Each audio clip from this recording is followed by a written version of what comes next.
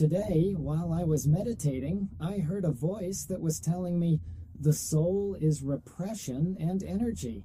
At first, I didn't understand what this voice told me, but then I thought about it and said, maybe this explains karma, what yogis call karma. The soul is supposed to be an energetic cluster of information that travels from life to life until its final liberation. On that journey, it accumulates more and more information through the chaos that it experiences. Each life is an iteration that transforms it.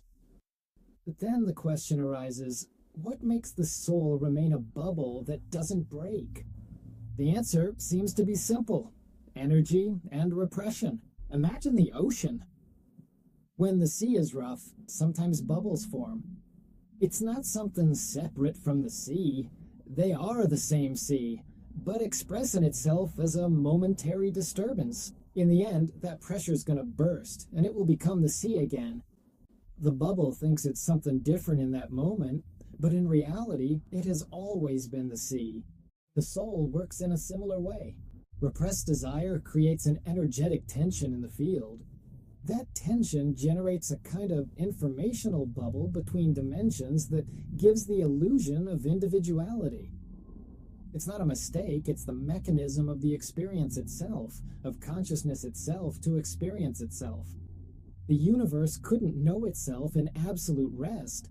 It needs to fragment into perspectives. It needs bubbles of consciousness that say, I am this, I am that, and that's how experience is born. The bubble then looks for a receiver, just like a radio signal needs a device to pick it up. The soul finds bodies capable of housing consciousness.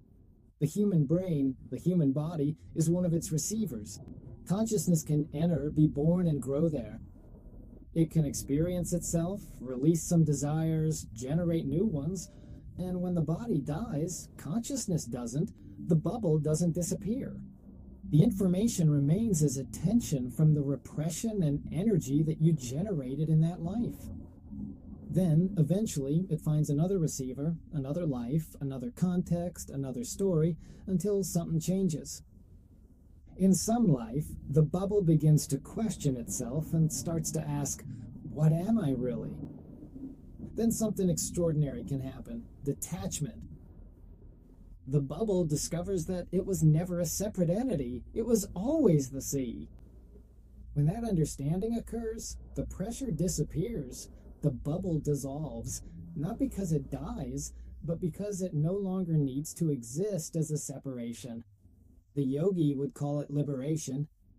The soul stops being a bubble and recognizes itself as the ocean. Then another inevitable question arises, and who created the spirit?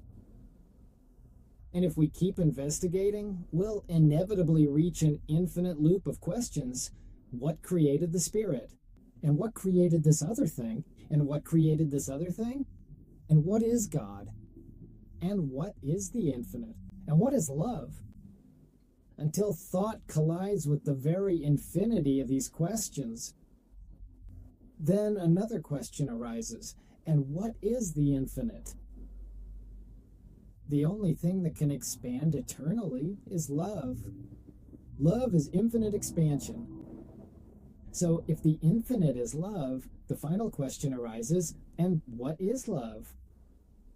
The answer is simple: I am.